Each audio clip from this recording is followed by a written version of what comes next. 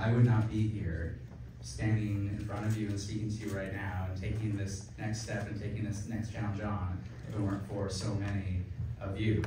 Now, you might think I asked you here so you could hear an answer to the question of why I am running for the Ontario Liberal Party leadership, because I am running for the leadership of the Ontario Liberal Party.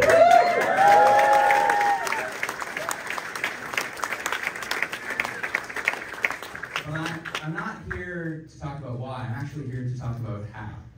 How do we make the biggest difference with the time that we've got?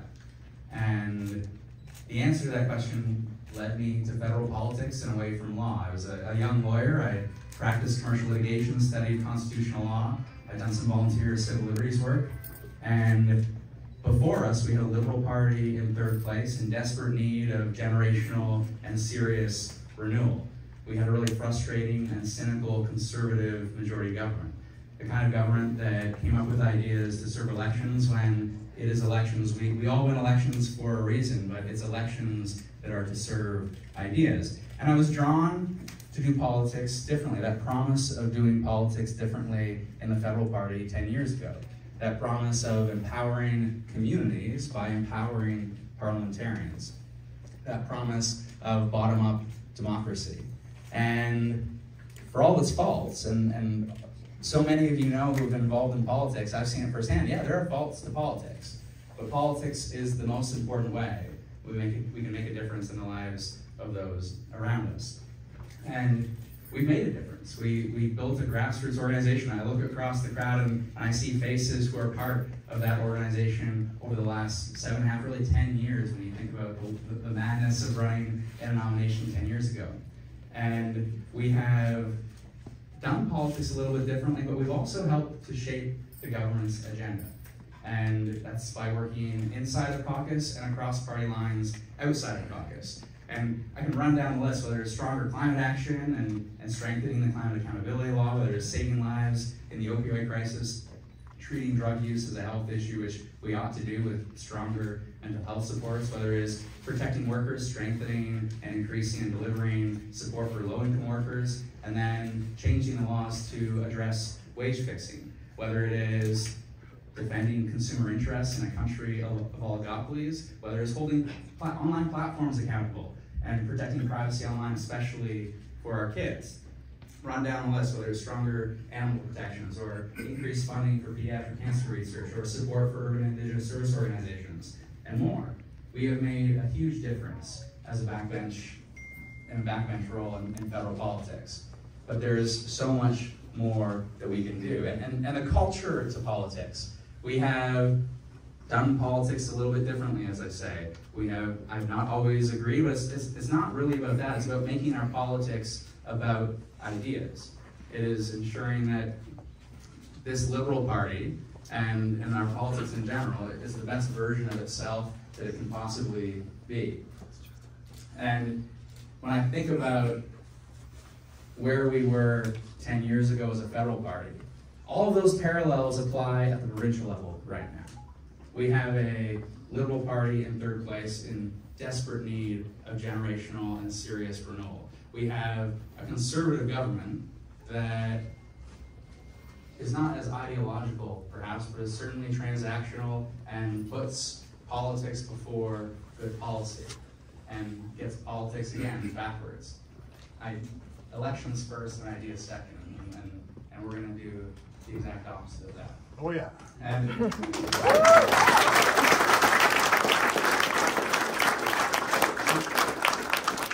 first experience in politics actually is a provincial experience. It was on the picket lines with my parents. My parents were both teachers, and it was on the picket line with my parents in the Harris years. And we deserve better then, and we deserve better than the Ford government today.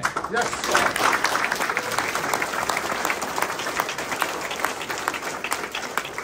Now, competence is an underappreciated value in politics, but it does matter.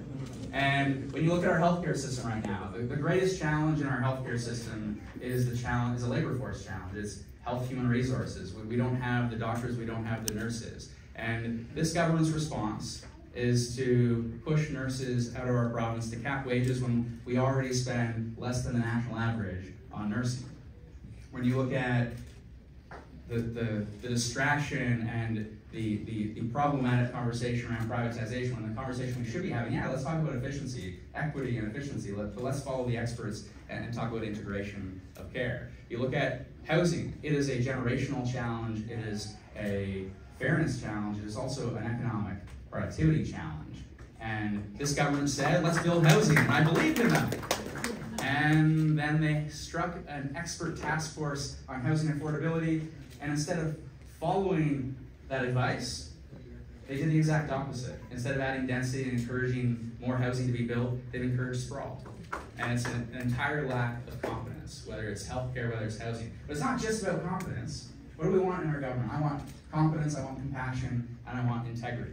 And I see a lack of confidence, I also see a lack of compassion. When faced with education workers who were underpaid, did they get to the bargaining table and deal with them fairly? No. They rushed to invoke the notwithstanding clause. When you look at ODSP, which finally has been tied to inflation, but still hasn't kept up in any way with inflation over the last 30 years, or Ontario Works, the people who need help the most are not a priority at all. In fact, families with autism, mental health, and addictions, you name a compassionate priority, and it is not a priority of this government.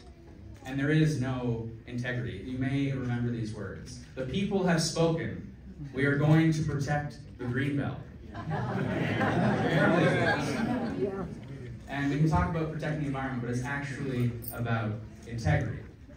When you got 95-year backroom deals and paid for access for family events, there is no integrity. How are we to see trust in politics when politicians set the bar so low? And we're not going to be at the Not Doug Ford party. We tried that, and it's not going to work. Why? Because sharp contrasts are required. You've got to point out why we deserve better. But you also have to be better. And we are going to be better. We are not going to just point out the flaws. We are going to stand as a Liberal Party for competence, seriousness, thoughtfulness, compassion, and fairness, honesty, and integrity. We need to embody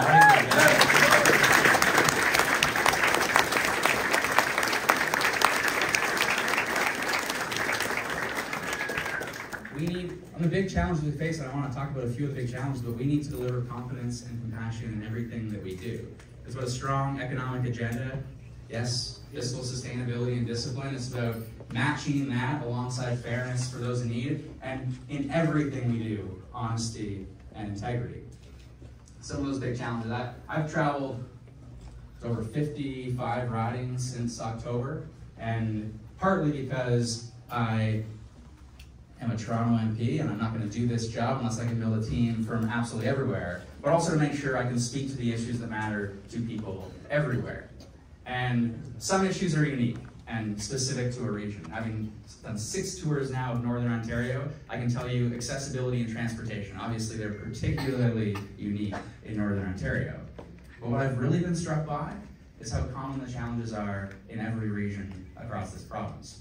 It is 2 million people across this province that don't have access to a family doctor or a health team. We need to fix that. You look at mental health and addictions and the thousands of people who are dying in Timmins, in Sault Ste. Marie, in Windsor, and across the GTA. We need to take that seriously. You look at seniors in community care, we need to prioritize home care and aging in place. There are other countries that do this right, and we need to follow their lead. You look at housing affordability. I mentioned it is obviously a generational fairness challenge. I will not meet someone under the age of 40 who doesn't say housing first, but it's also an economic productivity challenge. People are leaving our communities and leaving our province, and they're not going to come here if it's not affordable to live here. We need to make sure that governments, municipal governments, provincial governments, make sure they get out of the way so we build the housing supply that we need. Governments get back in the game on building public, good housing, social housing, co-op housing, and we treat housing as a home first and an investment second.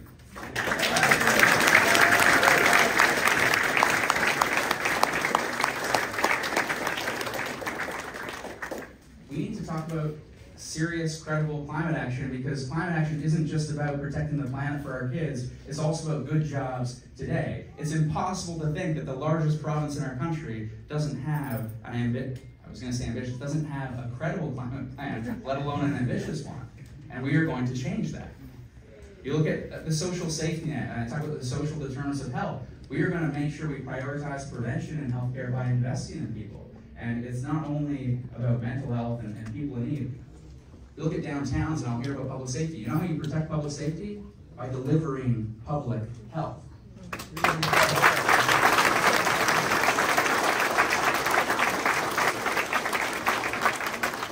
In all of these challenges, we have to find the experts, but we also have to find people who are affected by these challenges in their communities, and that's how we build a team. And I will tell you that when I think about rebuilding a party to rebuild the province, I'm tired of such a lack of, I talked about competence, compassion, and integrity, but just a lack of seriousness in our politics. We need serious leadership for a change.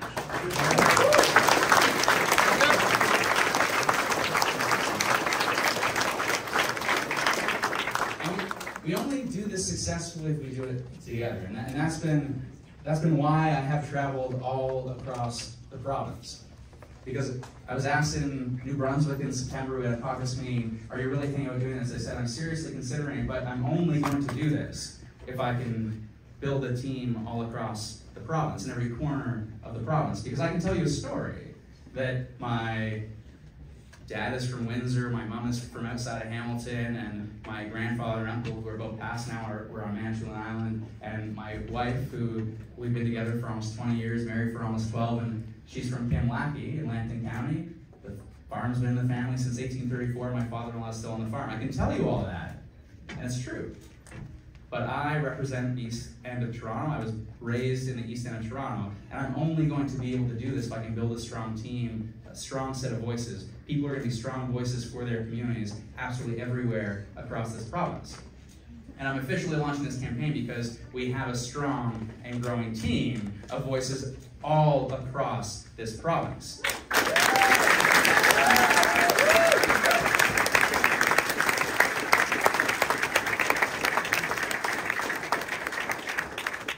And how do you build that kind of a team?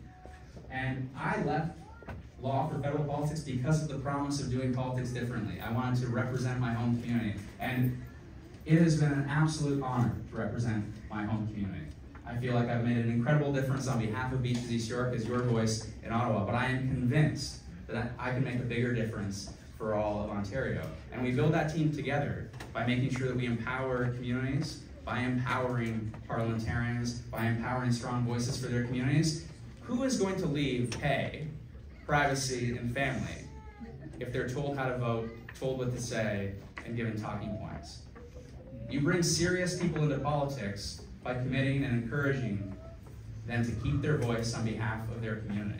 That's the kind of team that we are going to build. People who have been longtime liberals, people who have been liberals for the first time, some people I convinced to be liberals in 2013 and 2014, and everyone in between. Because there's an opportunity here, a real opportunity to change how we do politics in this province. There's a real opportunity to deliver competence, compassion, and integrity in this province in tackling the biggest challenges that we face. But we can only build that team and make that difference if we do it together. So my ask of you is, let's do politics differently together. I'm Nate Erskine-Smith, and I'm running for the Ontario Liberal leadership.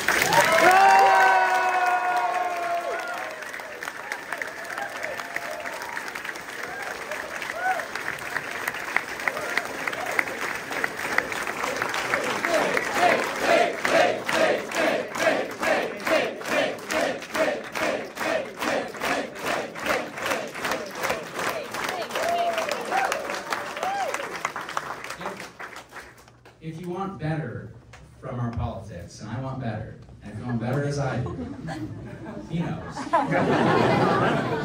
The answer is participation. So I'm in this to make a difference. I'm in this to make everyone see politics the way that I do, as the most positive difference we can make in the lives of those around us. I'm in this to rebuild our party so we rebuild the province. And I'm only going to be successful if we build this together. So build it with me. Yeah!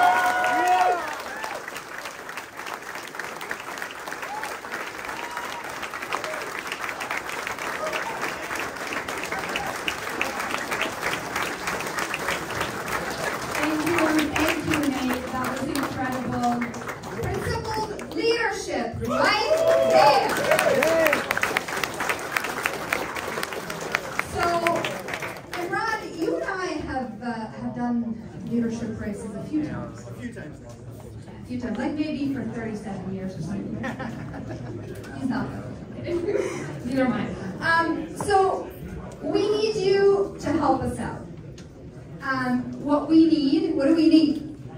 Well, let's do NEA!